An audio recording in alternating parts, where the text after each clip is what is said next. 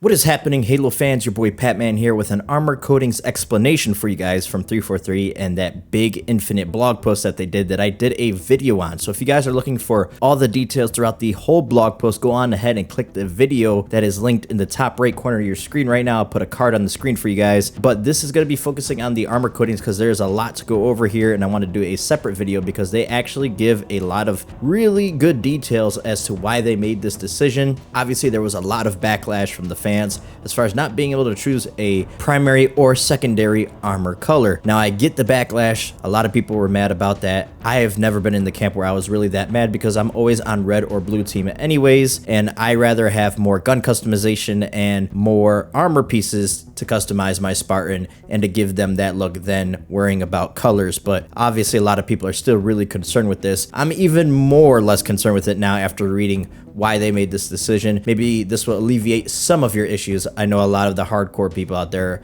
are not going to care regardless. They're not going to even want to try this, but try to keep an open mind when I explain this to you guys. Hit that like button for me to support future content, and consider subscribing if you're new here and you want to stay absolutely up to date on all the latest happenings in the world of Halo. So the first thing we know is that there are no loot boxes in Halo Infinite, paid or otherwise. There's no loot boxes. Everything you could buy too is cosmetic only. No pay to win, no power given to stuff that is in the store because it's a free-to-play game. We knew that some sacrifices were going to have to be made, and it seems like the primary and secondary armor color option is one of those sacrifices. Now, we do know that players will still be able to obtain tons of customization content through things like playing the campaign, challenges, your skill, special events, legacy rewards such as the Halo 5 SR-152 reward, the progression system, and more. Speaking on that SR-152 reward, you guys will see a screenshot here of said reward. It is an armor coating and also the weapon coating for your weapons.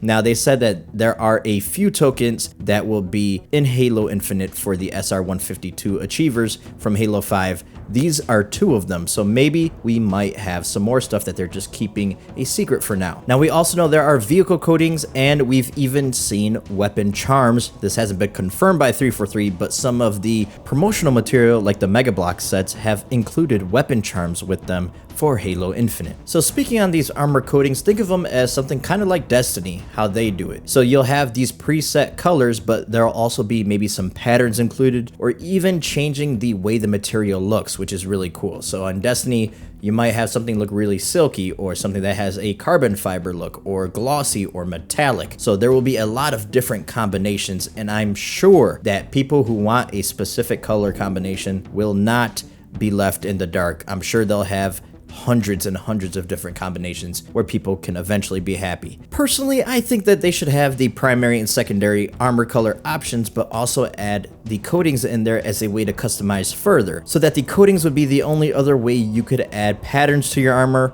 or even change the way the material looks. But it doesn't seem that that will exactly be possible in Halo Infinite. So the coating system allows them to define color, wear and tear, patterns, and materials on a region by region basis on the Spartan or anything in the game, be it armor, weapons, vehicles, or even environmental elements like fuel barrels. Now, 343 admits that this decision was not made lightly, but it has laid the foundation for greater detail and variation when it comes to color customization. But another thing that is also better about the coating system from a development standpoint is that 343 can create coatings much faster than they could create weapon skins in Halo 5, which will allow for even better variation over time, they say.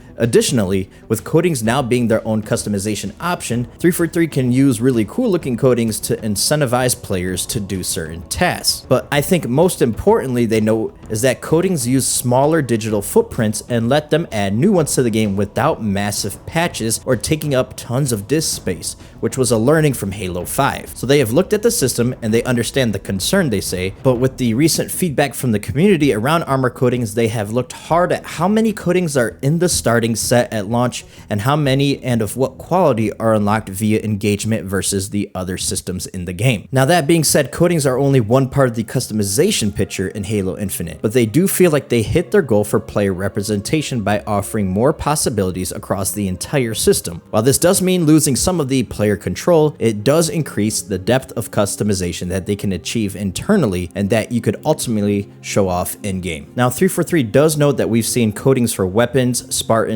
and vehicles, But that isn't where customization is going to stop for those things either, and that we may see other options that don't necessarily fall under those 3 categories as well, and we will be able to unlock stuff through premium paths. Now, once 343 does update us and give us more insight onto what other customization options are coming to Halo Infinite, I will of course make videos on it and let you guys know, my community, when the time comes. Thank you guys so much for watching the video. Let me know in the comments section down below how you feel after watching the video about the coding system. Are you guys a little bit more open to it, or are you still pretty mad about it? Because there are a lot of people out there still really mad about not being able to choose their primary and secondary armor colors. Hope to catch you guys on either a previous video of mine or a future video of mine. Until that time comes, I'm your boy Patman, and I'm out.